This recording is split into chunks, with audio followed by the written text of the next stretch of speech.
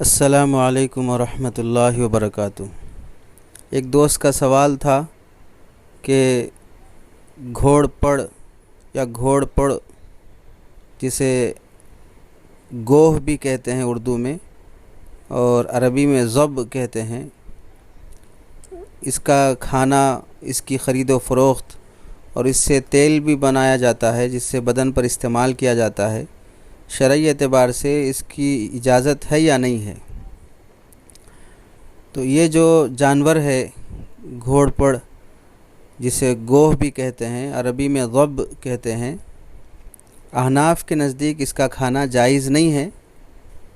بعض روایات میں آپ صلی اللہ علیہ وسلم نے فرمایا لا آکلہ ولا احرمہ، نہ میں اسے حرام قرار دیتا ہوں اور نہ کھاتا ہوں۔ لیکن اس حدیث سے متعلق محدثین اور خاص طور سے علماء احناف کا یہ کہنا ہے یہ حکم ابتدائی دور کا ہے، اس لیے بعض دیگر روایات میں اللہ کے نبی صلی اللہ علیہ وسلم نے اس کے استعمال سے ممانعت بھی فرمائی ہے۔ ایک روایت میں آپ صلی اللہ علیہ وسلم نے گوہ کے گوشت کو کھانے سے منع فرمایا، ابو داؤد شریف کی روایت ہے۔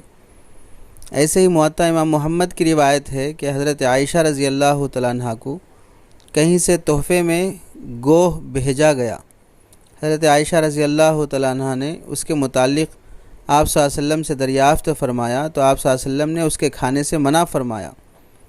پھر ایک سوال کرنے والا بھیک مانگنے کے لیے آیا تو حضرت عائشہ رضی اللہ تعالیٰ عنہ نے چاہا کہ یہ اس مانگنے والے کو دے دیں، تو آپ صلی اللہ علیہ وسلم نے فرمایا جو تم خود نہیں کھاتی تو کیا وہ دوسروں کو کھلانا چاہتی ہو؟ اس میں بھی اشارہ تھا کہ اسے استعمال نہ کیا جائے۔ ابو داؤد شریف کی جو حدیث ہے نہا ان اکل لحم الضب، ابو داؤد شریف، ایسے یہ جو حدیث آئی ہے موطا امام محمد کی، تو حضرت عائشہ فرماتی ہیں عائشہ رضی اللہ عنہ انہ اہدی لہا ضب فاتاہا رسول اللہ صلی اللہ علیہ وسلم فسألتہ عن اکلہ فنہاہا عنہ فجاءت سائلۃ فارادت ان یطعمہا ایاہ فقال لها رسول اللہ صلی اللہ علیہ وسلم اتطعمنیہا مما لا تأکلین، موطا امام محمد حدیث نمبر 647۔ تو اس طرح چونکہ حدیث میں اس کی ممانعت آئی ہے، بعض احادیث میں جو جواز مل رہا ہے یا حضور صلی اللہ علیہ وسلم نے کراہت کا اظہار فرمایا ہے، کراہت سے بھی ناپسندیدہ ہونا ظاہر ہو رہا ہے، اور جس میں اجازت مل رہی ہے وہ ابتدا کی بات ہے، چونکہ شروع میں جیسے گدھے کا گوشت بھی کھایا جاتا تھا، بعد میں منع کر دیا گیا، اسی طرح اس کی بھی ابتدا میں گنجائش تھی، بعد میں منع کر دیا گیا۔ تو معلوم ہوا کہ ابتدا میں گوہ کی ممانعت نہیں تھی، کھایا جاتا تھا، بعد میں آپ صلی اللہ علیہ وسلم نے منع فرما دیا۔ منع کی حدیثیں مؤخر ہی مانی جاتی ہیں، کیونکہ اگر پہلے سے ہی منع تھا تو پھر منع کرنے کا کوئی مطلب ہی نہیں ہے۔ تو چونکہ ضرورت کے وقت مثلاً دوا کے طور پہ اگر خارجی استعمال میں مفید اور کارآمد ہے اور اس کے علاوہ کوئی دوسری چیز علاج معالجے کے طور پہ نہیں مل رہی ہو تو اس کی تجارت کی تو گنجائش رہے گی، چونکہ اس سے کھانے کے علاوہ دوسرے علاج معالجے اور دوا کے طور پر بھی استعمال ہو رہا ہے۔ البتہ حرام جانوروں کا گوشت اور چربی ناپاک ہوتی ہے، جس کی وجہ سے اس سے بننے والا تیل بھی ناپاک ہوگا، لہٰذا حکم تو یہی رہے گا کہ گوہ سے بنایا گیا تیل ناپاک ہے۔ اس تیل کے بارے میں حکم یہ ہے کہ بطور علاج اس کا خارجی استعمال اگر ہو رہا ہو تو جائز ہے، لیکن جسم کے جس حصے پر اس کی مالش کی جائے اسے نماز سے پہلے اس قدر دھو لیا جائے کہ پانی صاف نکلنے لگے، اگرچہ چکناہٹ باقی ہو، اس کے دھوئے بغیر نماز درست نہیں ہوگی، چونکہ وہ نجس چیز ہے۔ اس واسطے اس کے کھانے سے بھی احتیاط کرنا چاہیے۔ آپ اس کی تصویر اور اس کی شکل دیکھیں گے بھی تو بھی اندازہ ہوگا کہ کس قدر اس سے کراہت ہوتی ہے، اور آدمی کو ایک طرح کا خوف محسوس ہوتا ہے اور ایک طرح کا کہ گھن اور ایک ڈر سا محسوس ہوتا ہے، کھایا بھی نہیں جاتا اگر اس کا تصور آدمی کے ذہن میں آنا شروع ہو جائے۔ یہاں مسئلے کے تحت میں ایک واقعہ بھی کافی بہتر اور عمدہ واقعہ بعض حدیث کی کتابوں میں لکھا ہوا ہے کہ حضرت نبی پاک صلی اللہ علیہ وسلم کے زمانے میں گوہ کا ایک واقعہ ذکر کیا گیا ہے۔ حدیث میں آتا ہے کہ سیدنا عمر رضی اللہ تعالیٰ عنہ اس کے راوی ہیں، حضور صلی اللہ علیہ وسلم مجلس میں تشریف فرما تھے اور صحابہ بھی تھے۔ بنو سلیم کا ایک اعرابی شخص حاضر ہوا جو گوہ کا شکار کر کے لایا تھا، اور اس کے آستین میں گوہ رکھا ہوا تھا اور سفر پہ جا رہا تھا۔ اس نے دیکھا لوگوں کی ایک جماعت بیٹھے ہوئے ہیں، جماعت کی حلقے کی شکل بنا کر۔ پوچھا یہ کون شخص ہے؟ تو لوگوں نے کہا کہ یہ وہی شخص ہے جو نبی ہونے کا دعویٰ کر رہا ہے۔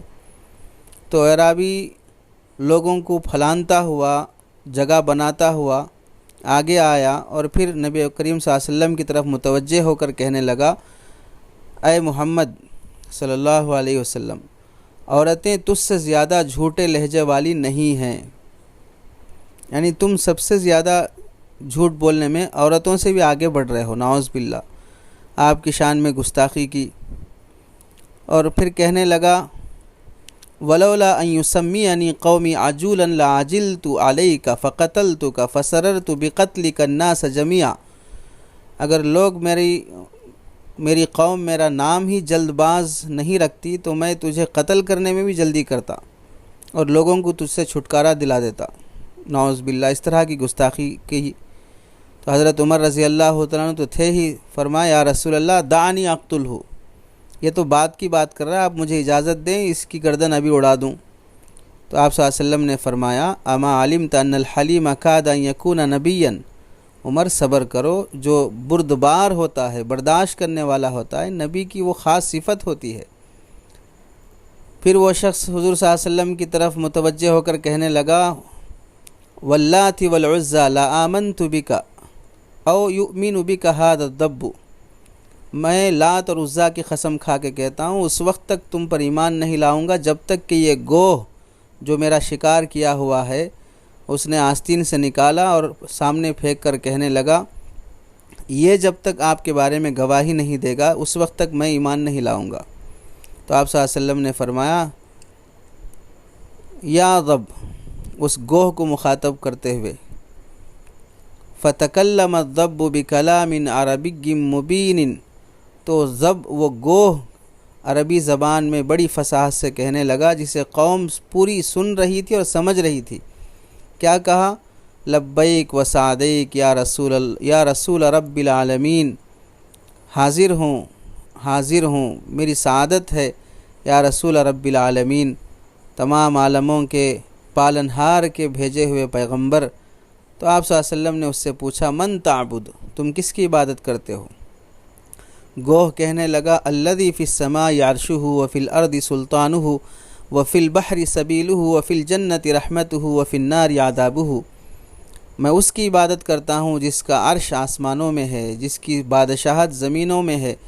اور جس نے سمندروں میں راستے بنائے ہیں، اور جنت میں جس کی رحمت ہے اور جہنم میں جس کا عذاب ہے۔ آپ نے پوچھا، من انا، میں کون ہوں؟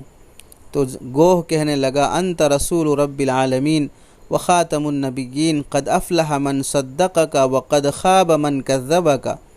آپ تمام عالموں کے لیے رسول بنا کر بھیجے گئے ہیں، آپ خاتم النبیین ہیں، آپ کے بعد کوئی نبی نہیں ہے، جس نے آپ کو مانا وہ کامیاب ہو گیا، جس نے آپ کو جھٹلایا وہ نامراد اور ناکام ہوا۔ جیسے ہی گوہ کی یہ گفتگو ختم ہوئی، اعرابی چونک پڑا اور اس کی زبان سے فوراً نکلا، اشہد ان لا الہ الا اللہ وانک رسول اللہ حقا، میں گواہی دیتا ہوں کہ آپ سچے رسول ہیں، اللہ کے بھیجے ہوئے نبی ہیں۔ تو اس طرح گوہ کا واقعہ بہت سی حدیث کی کتابوں میں لکھا ہوا ہے، جیسے دلائل النبوہ میں ابو نعیم نے لکھا ہے جلد نمبر 2 صفحہ نمبر 377 میں، اور امام بیہقی نے بھی دلائل النبوہ جلد نمبر 6 صفحہ نمبر 36 پہ لکھا ہے، طبرانی میں اپنی معجم الصغیر میں لکھا ہے، اور محدثین نے اس کی سند کے اعتبار سے کافی کلام کیا ہے، لیکن خلاصہ یہی سمجھ میں آتا ہے، اور محدثین کی تحریرات جو ہیں کہ حدیث سند کے اعتبار سے ضعیف ہے، لیکن موضوع یا من گھڑت نہیں کہا جا سکتا۔ بہت سے دارالفتاؤں سے بھی یہ سوال کیا گیا تو وہاں کا بھی یہی جواب تھا۔ خلاصہ یہ ہے کہ گوہ احناف کے نزدیک کھانا استعمال کرنا شریعت میں ناجائز ہے۔ اس کا بنایا ہوا تیل اور اس کی خرید و فروخت کے بارے میں بھی تفصیل سے احکام بیان کیے جا چکے ہیں۔ اللہ سے دعا ہے کہ اللہ تعالی ہمیں حلال چیزوں کا شوق نصیب فرمائے، حرام چیزوں سے ہماری حفاظت فرمائے۔